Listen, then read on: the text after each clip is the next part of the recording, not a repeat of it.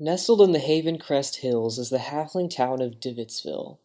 Though the town and the people in it are small, it has a huge presence in the river trade with the cities to the north, thanks to its sprawling vegetable fields and quality sheep's wool. Leonard Harlan is a halfling who grew up in Divettsville.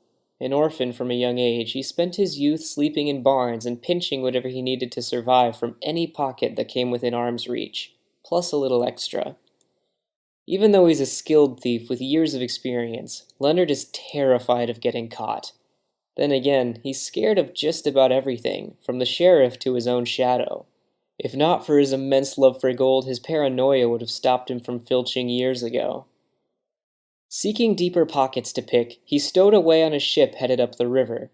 He tried living in Gwiston, and then Hromgate, but neither were really to his liking. Then he heard about the new town of Mellia in the Persullidon Grasslands. Still small and rural, it was a major hub between the river trade and some cities to the far east, full of economic opportunity that Leonard was ready to share in. At first, Mellia seemed like everything he'd hoped for, but to his dismay, Leonard learned that not every merchant was dealing in gold. A lot of the traders were swapping trade goods for trade goods rather than coin. Leonard really had to work his sticky fingers to scrounge up enough money to buy food. As he crept around this new, strange place, someone stood out to him. A stunning elven woman who looked like she could tear Leonard to pieces. She also looked like a well-off soldier, who probably had quite the salary. Late at night, he slunk through the elf's home and nabbed a sizable coin purse.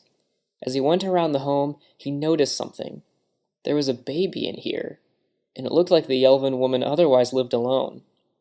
Where was the father? That struck a particularly personal chord with Leonard. The guilt ate away at him, until he went back to the house to return the stolen gold. He half expected the elf to skewer him on the spot. He was thrown for a loop when they invited him inside. Cautious, he entered. The elven woman wanted to have a conversation with him. Their name was Rosalind Fletcher. For starters, they were not a woman, but they weren't a man either. Apparently, the elven language distinguishes between 7 different genders. Rosalind politely explained that they do not really translate into the common tongue, so when speaking common, he preferred masculine pronouns. Leonard wasn't sure he understood, but nobody had ever regarded him so civilly before, so he did his best to be respectful in return. Rosalind told Leonard that if he was ever hungry, he did not have to steal.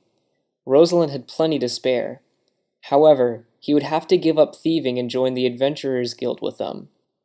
Leonard's not sure he's up for becoming an adventurer, but he was astounded that this person who could have easily killed him or at least turned him over to the town guard was so patient with him.